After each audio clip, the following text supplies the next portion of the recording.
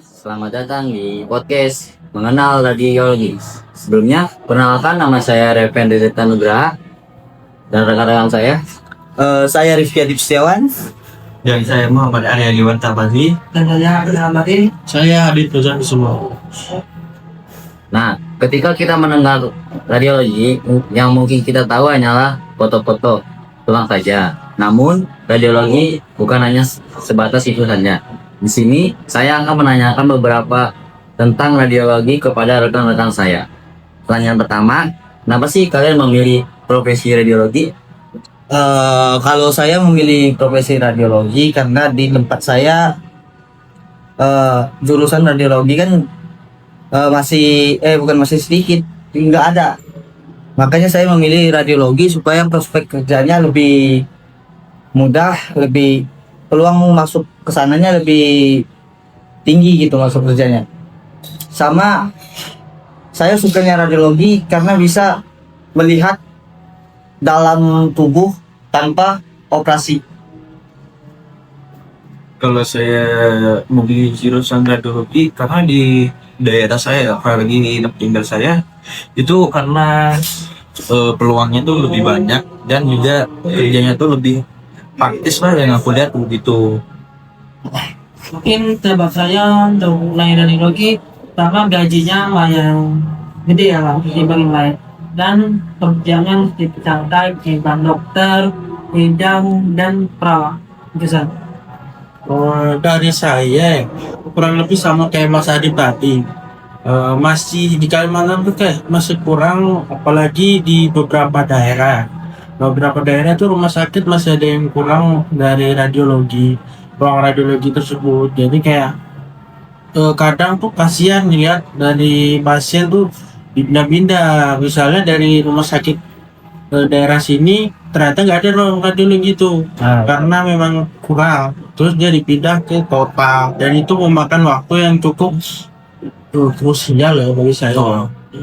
Itu sih kalau dari saya. Baik, terima kasih. Selanjutnya, pertanyaan kedua. Apa aja sih tantangan kalian saat kuliah di radiologi? Kalau tantangan sih anatomi organ tubuh sih. Soalnya saya kan SMA-nya di IPS. Di IPS nggak ada basicnya tentang kesehatan, tentang radiologi, nggak ada basicnya gitu. Nah, pas waktu anatomi, bam gitu. Kaget gitu aja. Ya, kaget. Ini pelajaran apa ini? Iya. Kayaknya cuma itu sih. Kalau tantangan masuk di bidang radiologi karena tantangan saya ya begitu banyak, beda loh.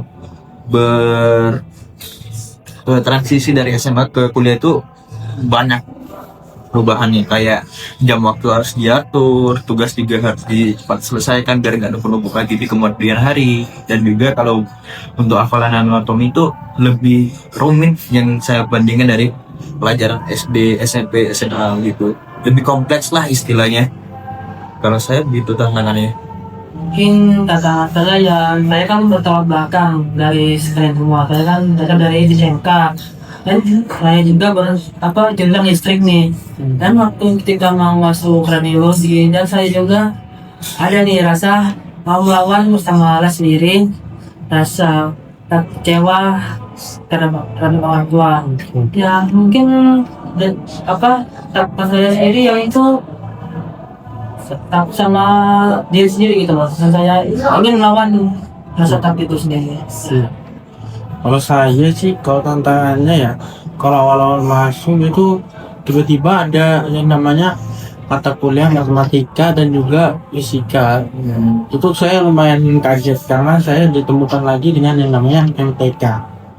Dan itu lumayan membuat saya takut ya. Takut karena nilai saya nanti gimana gitu. Jadi tantangannya ini lumayan sih.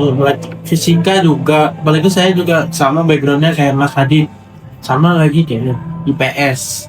IPS itu beda jauh sama IPA, karena IPA itu lebih ke Sosial. Iya, IPA pengetahuan. kalau IPS kayak sejarah, jadi lumayan susah lah untuk adaptasinya, meskipun bisa ya sih kalau dari saya ya. Baik, untuk pertanyaan berikutnya. Nah, kan di radiologi itu ada banyak pesawat seperti CT scan, MRI, USG, dan Ronsen. Nah, dari pandangan kalian lebih suka pesawat yang mana?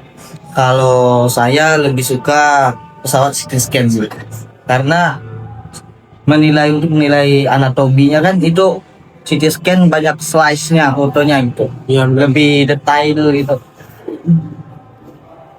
Untuk mendiagnosisnya lebih gampang.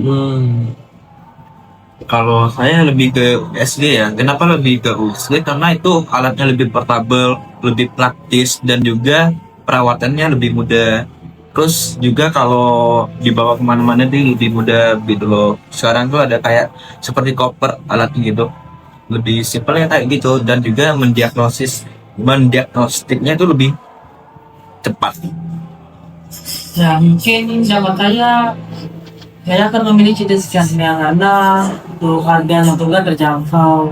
Mungkin kalau menengah sampai ke bawah itu kan yang mungkin sedikit susah gitu mau memilih MRI atau saus yang lain gitu. Saya sarankan untuk memilih CT scan karena harga itu Kalau saya sih sama kayak Mas Ade tadi ya, USG, karena USG itu lebih praktis, betul, karena praktis, Kan? portable, bisa dibawa kemana-mana. Lagi biaya perawatannya murah, pemeriksaannya juga paling murah dari yang lain kayak MRI, ya, CT scan. Jadi lebih enak lah. USG itu kayak praktis. Baik, pertanyaan selanjutnya. Pernah nggak sih kalian mengalami kesusahan saat praktikum dilaksanakan? Kalau saya sih kesusahannya paling di waktu pemeriksaan yang pakai media kontras. Ya itu mah. Karena gimana ya? Agak susah gitu. Menentukan waktunya, menentukan kapan media kontrasnya lewat gitu. Per berapa menit Iya. Benar sih. Kalau saya kurang lebih seperti itu, tapi kalau saya tuh lebih banyak lagi kayak Mas Adib ya, lebih ke masukan media kontras itu juga saya alami kesusahan, dan juga sirkulasi dan syaraf. Nah itu saya remedial terus kalau evaluasinya begitu, lebih gimana gitu loh, kayak ya gitu-gitu aja, lebih kompleks lah, apalagi di pembuluh darah dan syaraf dan nadi, vena gitu. Itu lebih banyak lagi, kita pelajari berapa mili harus kita masukin, harus tepat lah waktunya. Kalau kurang dan lebih dikit waktu yang kita masukin media kontras itu bisa menyebabkan fatal begitu. mungkin salah saya waktu dalam praktikum ya mungkin aku belum melakukan pemeriksaan USG. Mungkin saya waktu itu pernah mau meriksa ginjal sebelah kanan. Dan saya juga waktu itu telah miskomunikasi terhadap saya ngelakuin terhadap ginjal kiri kan gini saya Main nih.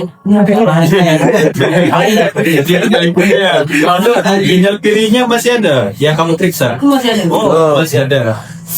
Kalau Kalau dari yang ada sih, wah ya, mau tahu. Kalau dari saya sih ya kesalahan tuh gimana ya? Nggak terlalu dengerin dosen sih. Karena terlalu apa ya, angkuh, kayak kita sudah wah paham nih, gampang ini, jadi kayak menyepelekan beberapa hal detail yang penting sih pas dari menuju kesalahan-kesalahannya. Kayak misalnya kaset, saya tuh kadang suka kayak kalau pakai yang besar gak apa-apa sih, kayaknya harusnya kan 35 kali 35, tapi saya pakai yang 35 40 berapa gitu. Jadi kayak sebenarnya bisa dioptimalisasikan dengan kaset yang seukurannya, jangan yang terlalu besar. Tapi saya kayak menyepelekan beberapa hal itu untuk saya. Ibu dengerin, nggak pernah ngerti ini kok. Salah.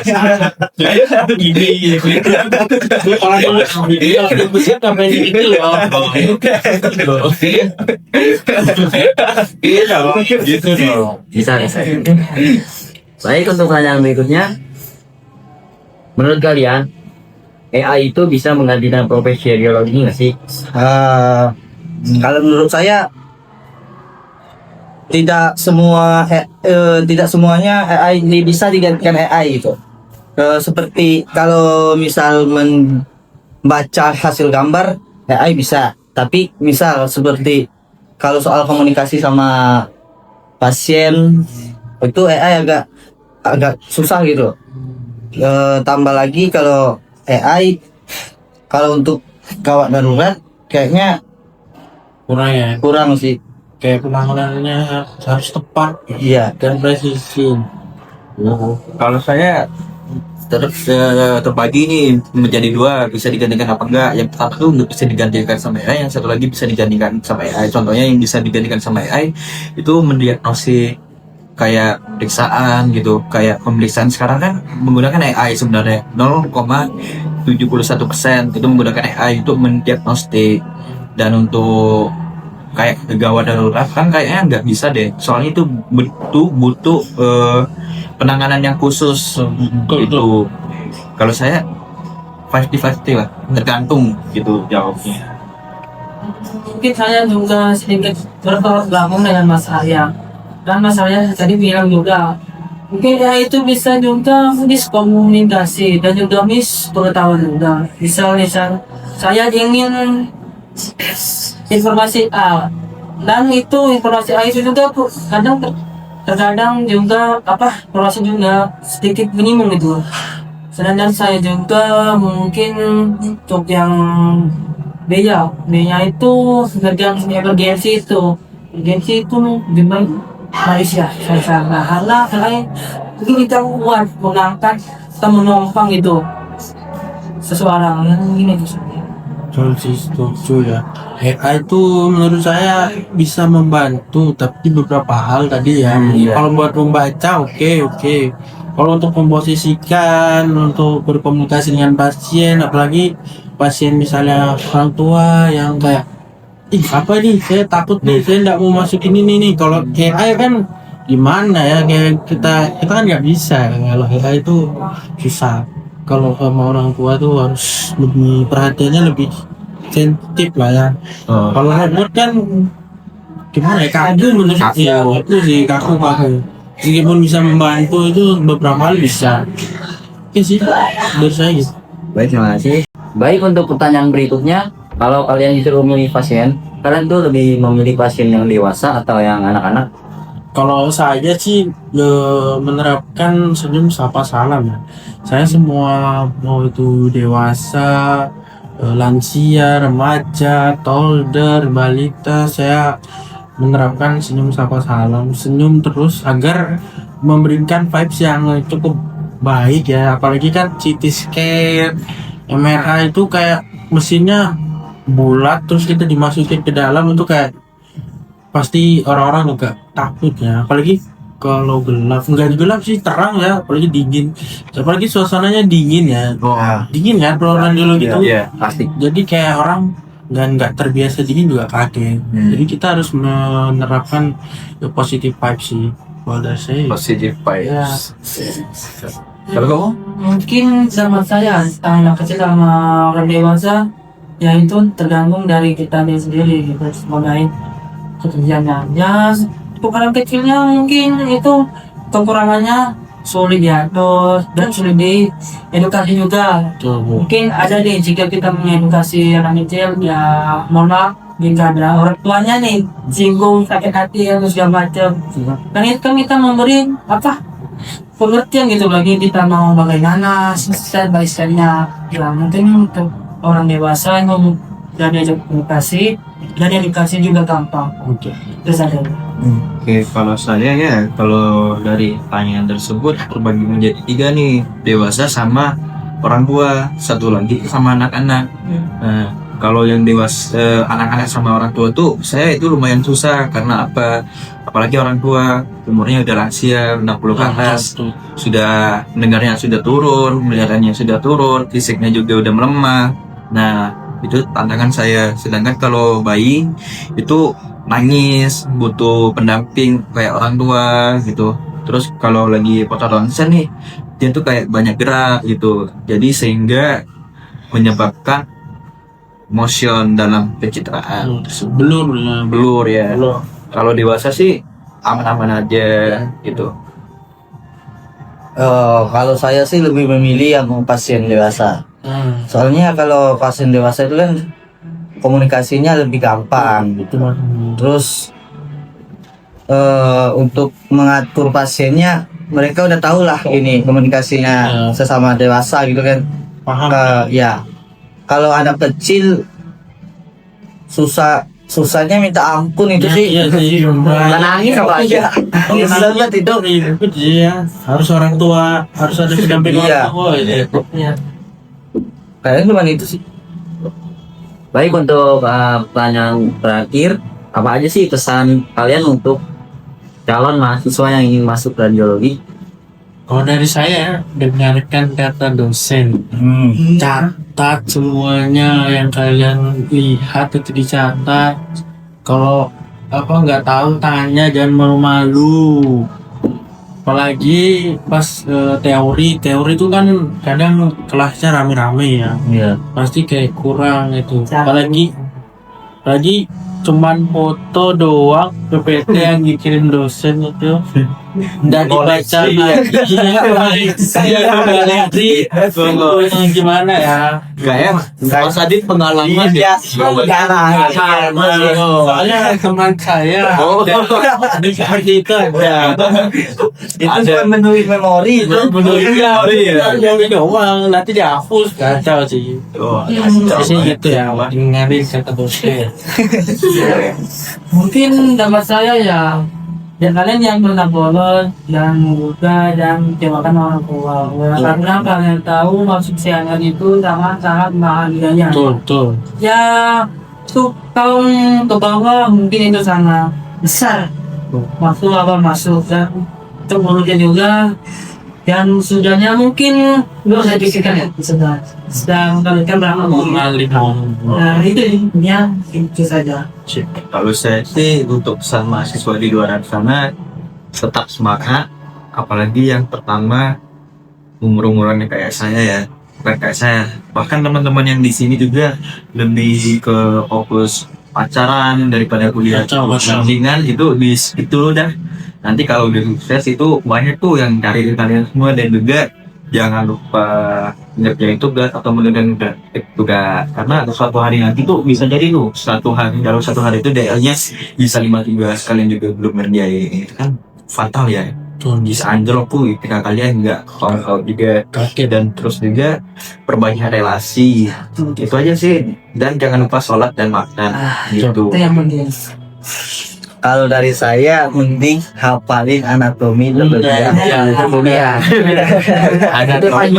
Itu paling banyak soalnya, dari tulang, saraf, dan organ-organ tubuh yang lainnya banyak banget soalnya.